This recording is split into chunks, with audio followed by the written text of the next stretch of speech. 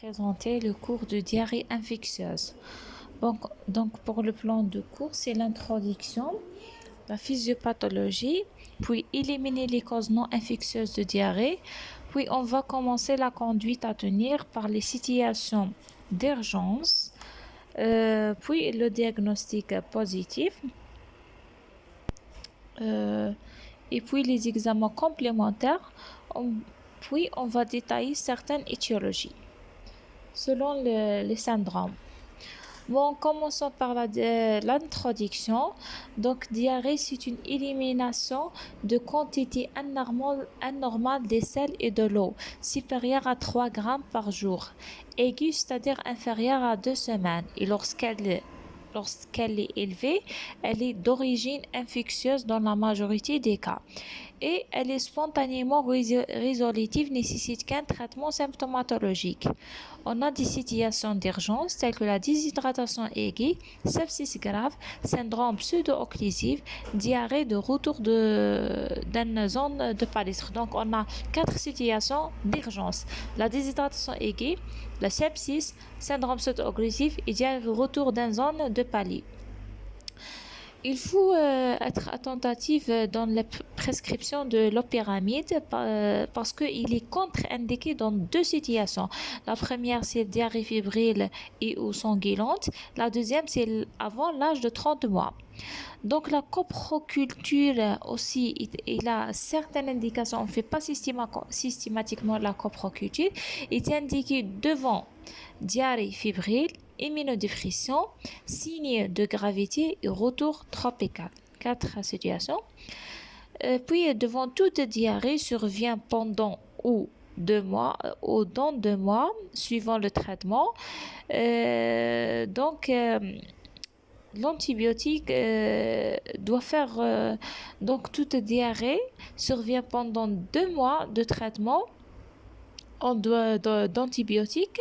On doit rechercher le toxine de Clostridium tetani parce que Clostridium tetani donne une diarrhée post-antibiotique. Donc, pour la prise en charge, le traitement est toujours basé sur la réhydratation et sur l'antibiothérapie qui est indiquée dans 2 situations de diarrhée fébrile et dans le cholériforme grave.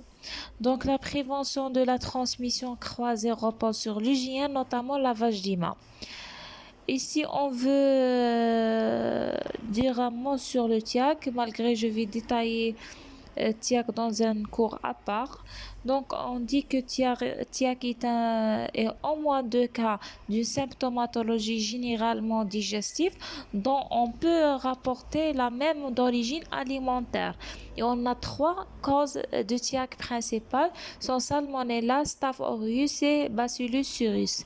La prévention repose sur des règles d'hygiène, de la production de l'aliment jusqu'à la consommation. Pour les maladies à déclaration obligatoire, TIAC, choléra et botulisme. Maintenant, on passe directement à la physiopathologie. Donc, dans le diarrhée, on a deux mécanismes, soit le mécanisme sécrétoire, soit le mécanisme entéro-invasif. Pour le mécanisme sécrétoire, on a le syndrome cholériforme. Donc, l'agent pathogène stimule la sécrétion de l'eau sans détruire la cellule. Donc, il n'y a pas d'effet cytotoxique. Le toxine soit préformé, soit sécrété quand le micro-organisme fixé sur l'épithélium. Donc, préformé, c'est-à-dire avant son ingestion, ou bien sécrété après quand le micro-organisme fixe sur l'épithélium.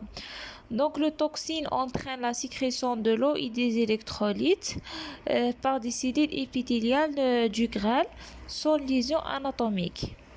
Donc, le toxine agit au niveau de l'intestin grêle proximal. On a certaines germes, certaines toxines comme l'entérotoxine de Vibrio cholera et le toxine thermolabile de E. coli et le toxine de Staph. Ces 3 vont augmenter la concentration intracellulaire de adénosine monophosphate cycline par stimulation de adényle cyclase. Et pour le toxine thermostable de E. coli, va augmenter la concentration intracellulaire de guinosine, monophosphate, cycline. Donc c'est ça, grosso modo, pour les mécanismes sécrétoires. On a le toxine soit préformé, soit sécrété lors de fixation. Donc il agit sur l'intestin grêle proximal et le mécanisme essentiellement par activation de adényl cyclase. On passe au mécanisme enturo-invasif. Donc, l'agent pathogène entraîne des lésions, cette fois-ci dans la muqueuse. Donc, par deux mécanismes, soit par invasion par le micro-organisme, soit par l'effet de toxines cytotoxiques. Donc, dans cet mécanisme, on a trois types de tableaux. Soit un tableau dysentérique, c'est-à-dire type Shigella.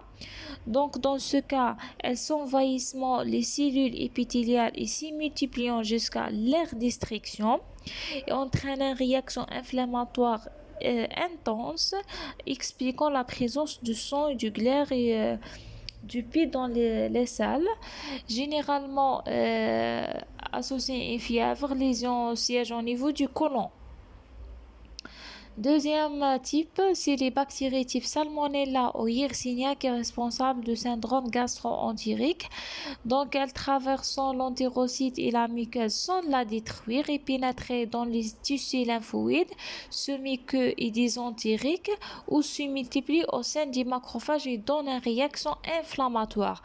Siège au niveau de l'intestin grêle et le risque de celui-ci est la diffusion de bactériémie, surtout chez les immunodéprimés ou drépanocytaires. Le tableau de gastro-entérique va donner diarrhée et vomissement.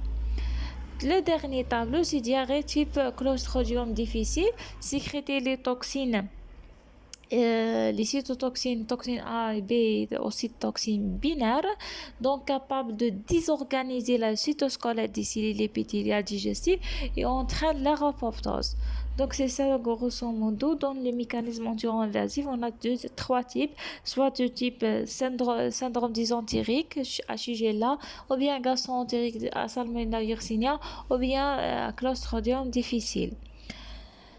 Maintenant, après la physiopathologie, on passe à éliminer les causes de diarrhée non infectieuses. Donc, en commençant par les causes fonctionnelles.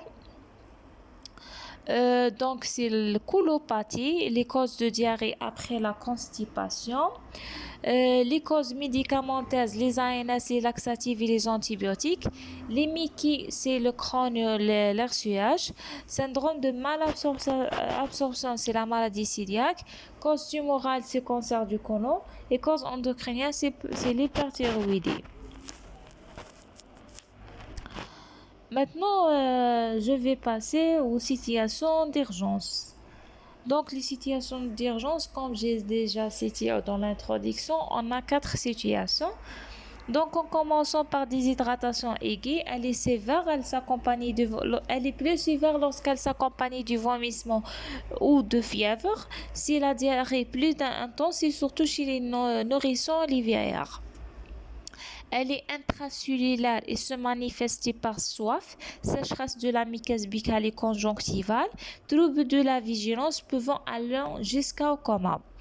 Elle peut être extracellulaire, se manifester par un pli cutané, yeux cernés, dépression des fontanelles chez nourrissons, extrémités froides, démarbrure, collapsis et oligo-anurée. Donc, biologiquement, on trouve un déséquilibre hydroélectrolytique et acido-basique avec hypoconcentration, hypocalémie, acidose permet de guider la réhydratation.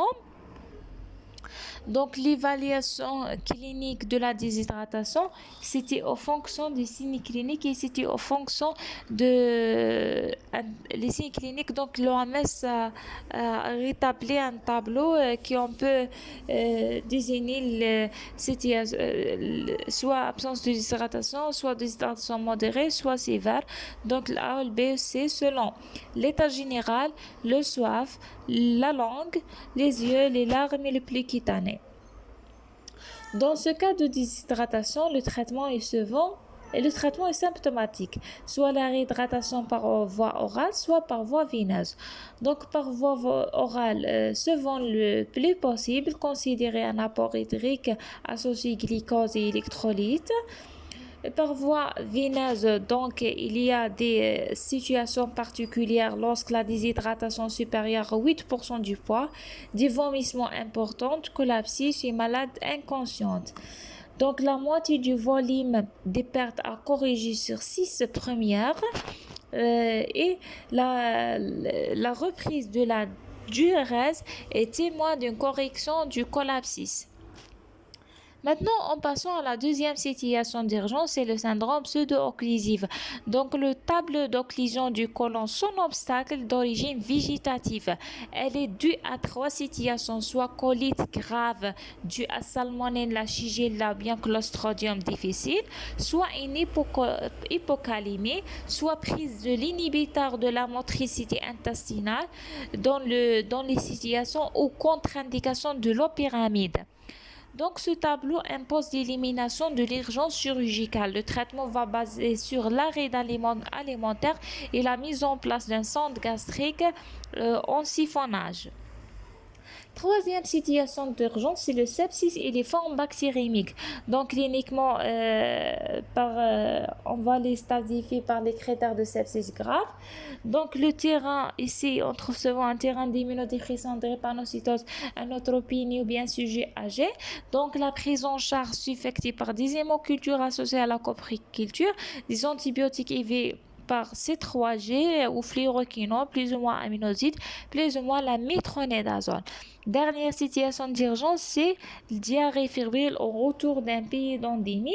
Surtout on doit systématiquement évoquer le paludisme typhoïde.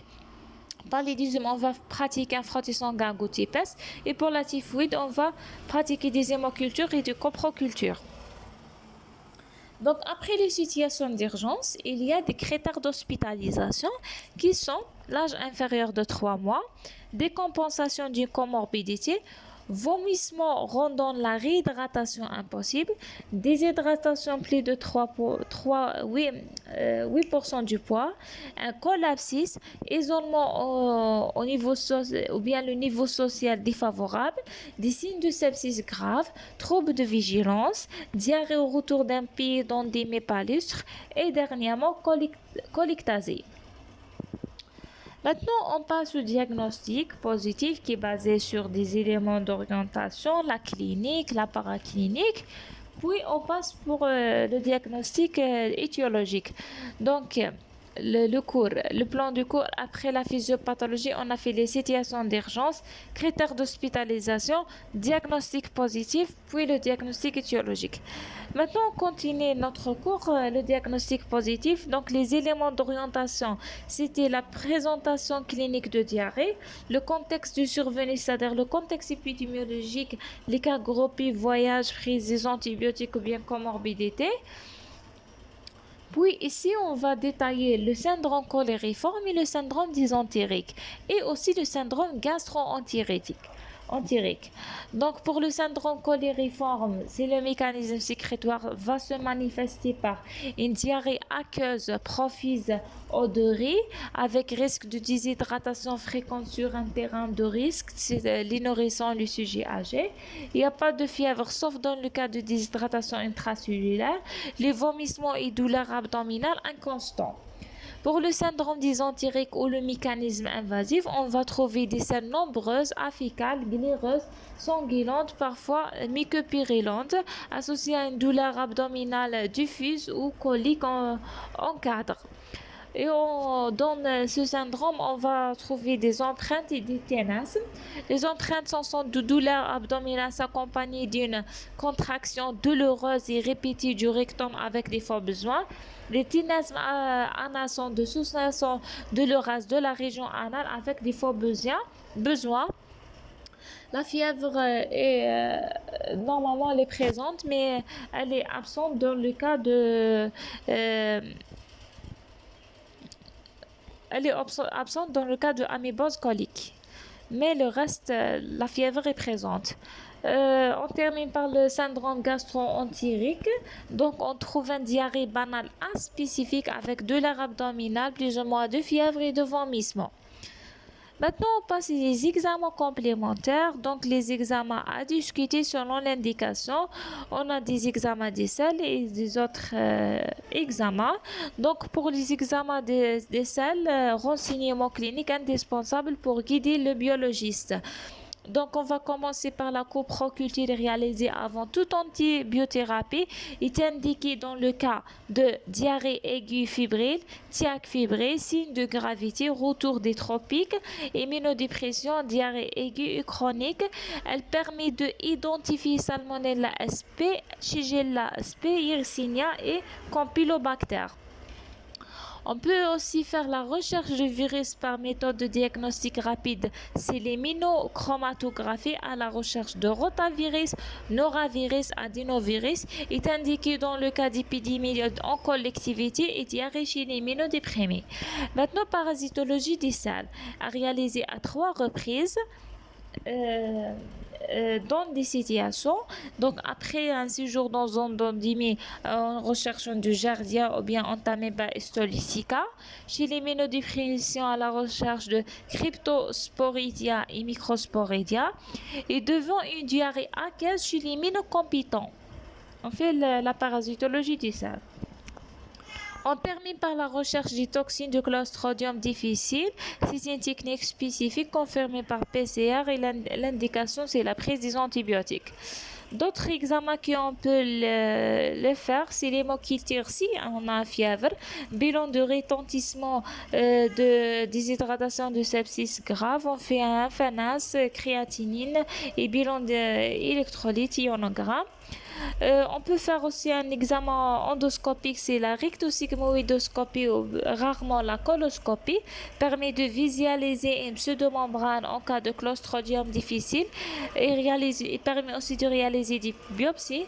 Donc on a 2 indications pour faire les examens endoscopiques. La première, devant diarrhée persistante et un agent non identifié malgré un bilan, et devant l'immunodéprimé en absence d'agent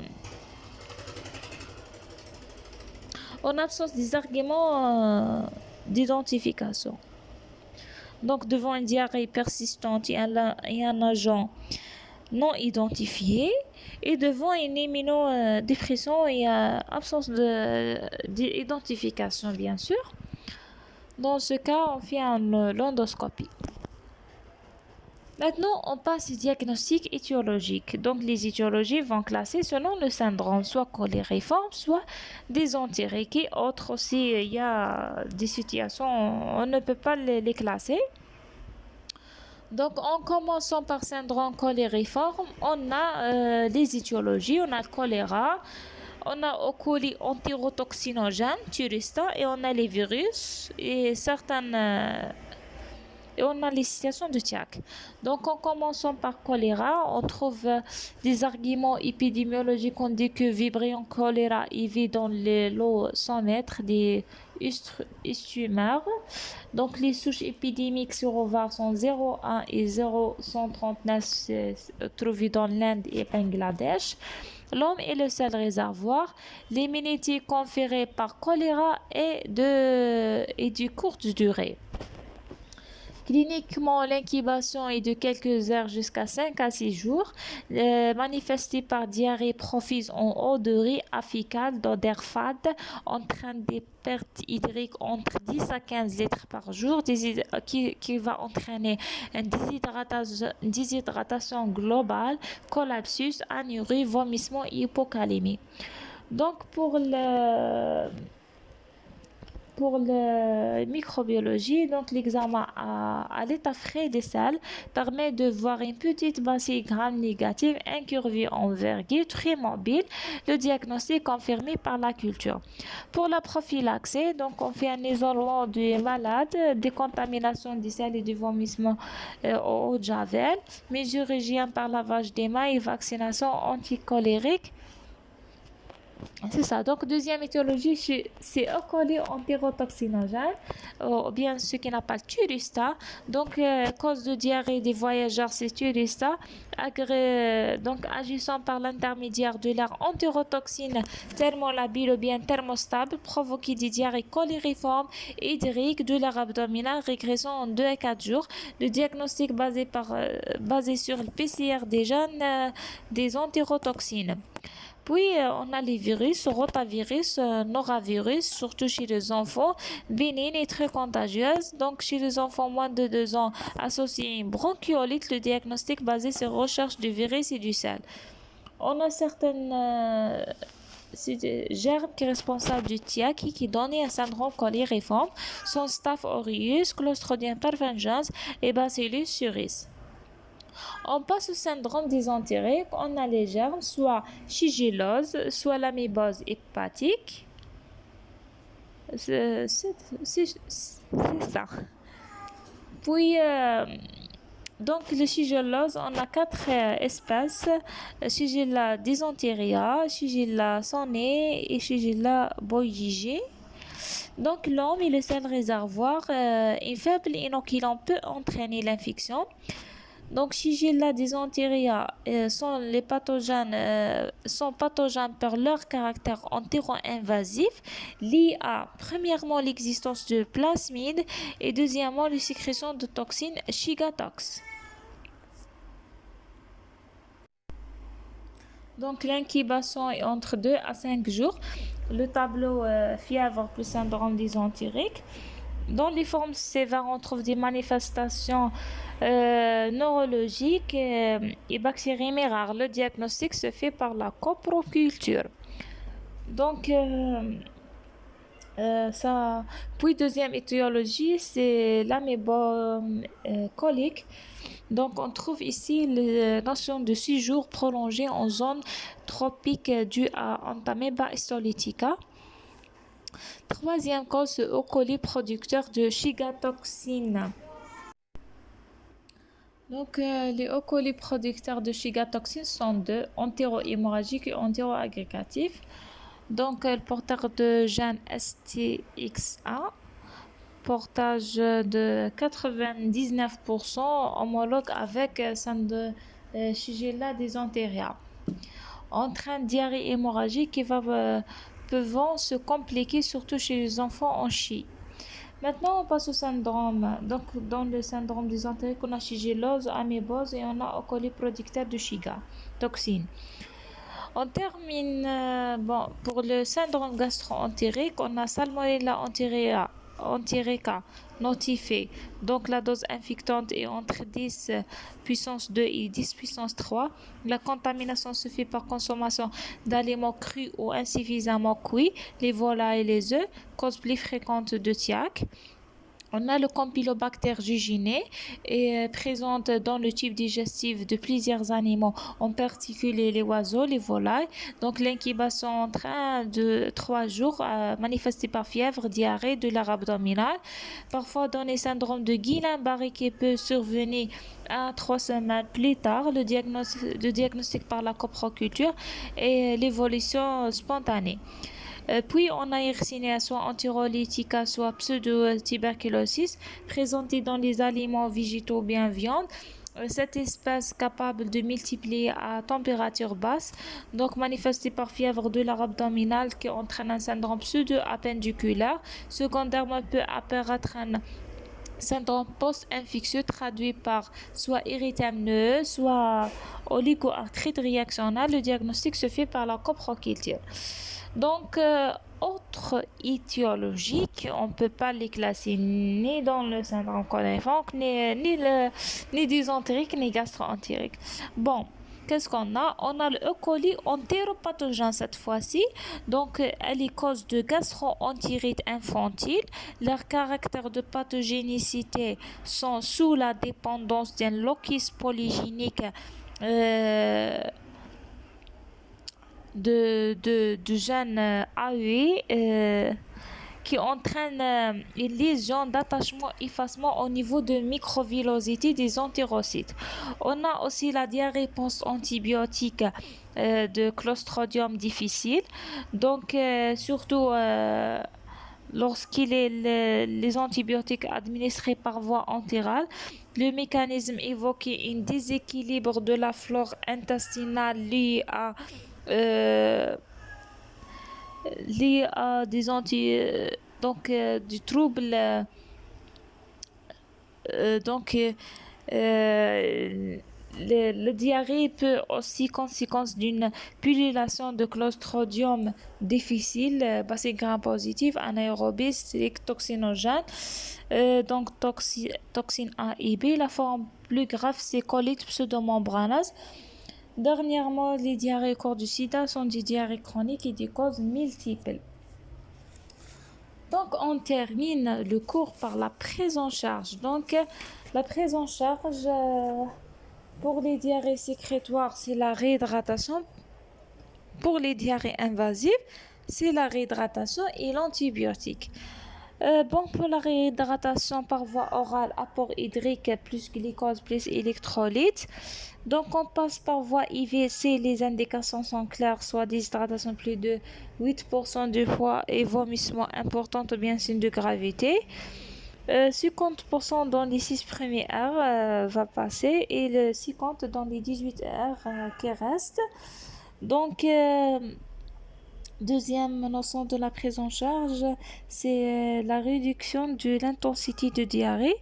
Donc, la poursuite des apports alimentaires après les 6 premières heures de réhydratation et on donne les antisécrétoires. C'est autorisé, mais on va pas donner les antipéristaltiques. Donc les antisécrétoires sont autorisés, mais les inhibiteurs de la motricité intestinale, loperamide, on ne les utilisait pas. Puis les antibiotiques, on a deux indications, soit mécanisme invasif, soit cholériforme sévère, tel que Thuristan bien choléra. Donc, on donne un traitement probabiliste. Donc, dans le cas de cholériforme, si le cholériforme modéré, on donne un traitement symptomatique. Si inefficace, on donne la fluoroquinolone ou bien l'azithromycine.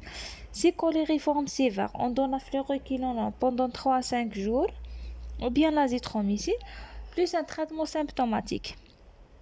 Dans les formes dysentériques, on donne fluoroquinolone pendant 3 à 5 jours ou bien l'azithromycine une seule prise associée à les antipéristatiques sont contre-indiqués. Le paramètre ici, c'est contre-indiqué. Donc, après documentation, on peut ajuster le traitement. Donc, si on a Bacilla bien Shigella, on traite par fluoroquinolone bien C3G injectable. Pendant 3 à 5 jours, l'alternative c'est la cotrimoxazole ou bien l'azithromycine. Campylobacter, on traite par l'azithromycine pendant 1 jour. L'alternative c'est la fluoroquinolone pendant 5 jours. Yersinia antirolytica, le traitement fluoroquinolone pendant 7 jours. L'alternative la doxylacotrimoxazole. Donc, le strodium difficile, le traitement c'est la métronidazole pendant 10 jours. L'alternative c'est la vancomycine par voie osse ou bien la fidaxomycine. Vibrion cholérique, donc le traitement antibiotique pendant 1 jour. L'alternative c'est la fluoroquinolone. Et merci et bon courage.